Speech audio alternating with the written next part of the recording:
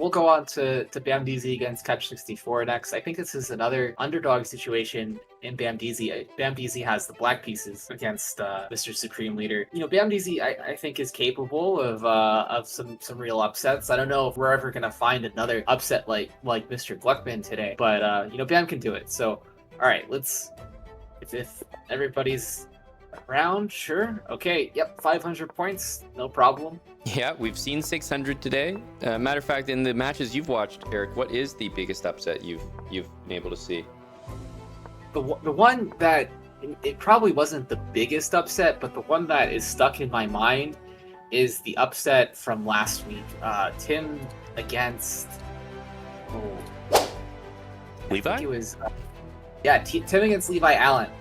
Levi took Tim down, and throughout the chat, like, Levi Allen was singing Tim's praises about how much he admired Tim, and he really looked up to the man. And not only that, Tim had really had just a crazy run up until that point. But then he played maybe one of the worst games that I've seen out of him in recent memory against Levi Allen, and so it was a huge moment.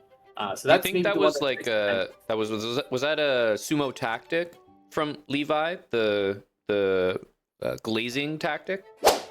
The glazing of Tim? No, I mean, I just like to think that he has some genuine admiration for the man, as we all do. It reminds me of our dear friend Hickey. And what you do is you set the situation up so that it can only be favorable to you, because now Levi has beaten someone, but all we're remembering is, oh my goodness, Tim, he's an amazing player. Future world champion for sure. Yeah, no, I definitely just beat him, but Tim, future world champion, what an amazing player. It'd be really difficult to beat Tim. But Levi just did it. So I think he set himself up nicely there, and perhaps a bit too hard on himself. Yeah. I mean, yeah, it was a pretty good game from Levi. I mean, but we'll see. Bhamdeezy is not. I mean, he's doing okay here with black.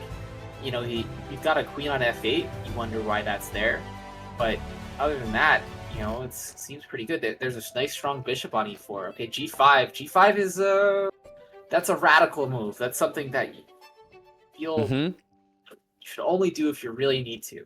So if we can find the right follow up here, and certainly not dropping d6 him on. Yeah, that's not what you want to see.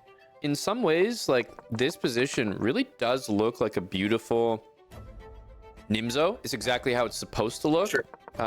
Even bishop e4. So I actually think Bam really understands the structure and what it should look like. One move that would help him out a ton is a5. That is the reason that white got all of this action, and it was so easily preventable. Yeah, and I think Bam is just he started to panic, or he didn't care. He said, "Hey, I'm going to pitch everything over there," but it doesn't seem like it's going to work out. I mean, there's you can't lose d6, right? This is such a key pawn in the opening, and now the bishops, the rook. I mean, you've got a fianchettoed queen. It's like we were scared of this pin, and we've got like a nastier one now on g7. Oh, absolutely. I mean, just the one thing that you have as black is maybe you have some tricks, something like bishop f3 in the right moment. To maybe that does something. I mean, in the end, you always have bishop g3, but okay, h5. Like, this is just stay in the game, and just allow your opponent to make some mistake. If they don't make it, good game to them. Like, you were never going to win anyway. Yeah. Ooh, but I mean, a lot of pins. Yeah, you've gotta. It's just like the sort of move that you would think someone, like as Bhamdeezy gets better, like as a better blitz player, King G7 is the move that you would instantly reject. Yep. Like 100%. It just can't be played. Yeah.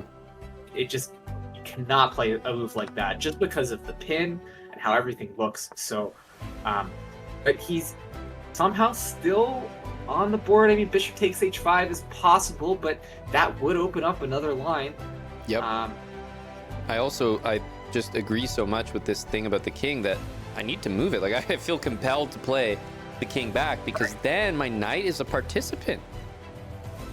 Yeah, it's something that would never cross like a strong blitz player's mind is to. He's not out of it, Eric. I think there's still some hope here, but the time is now critical, and he just needs a move. Yeah, I would really like to see. I mean, this is good. Actually, the pawn on d7 is really helpful for black. Look at these rooks; they're terrible. Yeah, rooks aren't doing anything. So, and you're really not close at all. Oh, okay. I mean, we've got There's some energy here. He's building up something. Queen g5. Okay, there's queen takes e3. This could be a bit, but it's the time. Bam really needs to have a move in the chamber here. Yep. Because you've got to just get it off. You don't have enough time to prosecute. Hey, Ooh, this is g2. Rook g2. What a Oh setup. Oh my goodness. Eric, it's the day of upsets. What a KO from Bhamdeezy. And I said it when we got started, Aman. Bhamdeezy, he's capable. And he played some real howlers there, but he just kept on the board. He didn't bobbing and weaving. He stayed in there. Your advice, stay in the game. And he did exactly that. And honestly, it felt like he made his first threat. And that was all he needed. One threat. One threat.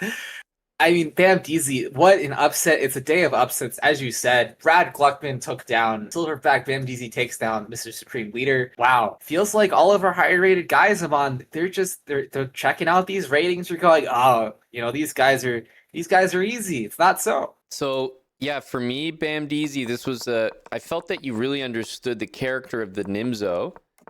So in that sense, it was quite a good game. One thing that you'd benefit from is when white plays a4, my goodness, immediately play a5. Your structure usually is to play e5, and you get this nice little formation of pawns, and it complements the bishop on a light square quite well. So you didn't play a5, and man, look at what happened. White played a5, took the 7th rank, and honestly, it was just Bhamdeezy scrambling that saved him here, but the game was in trouble. Yeah, I mean, I think we've seen, a couple of times, Amon, just everybody's pushing a pawn without checking if it's a good idea or not. We saw that in one of the previous games today, but we've got G. Ferguson against Fine Brian. Yep. I think these Poker guys are Greg, Fine Brian. If you guys are here, we are good to go. Let me know. But yeah, wow, we're now I'm starting to look at these matchups and I'm thinking, okay, this is a clear underdog situation, but from what we've seen so far today, Eric, we have to believe a lot more than usual.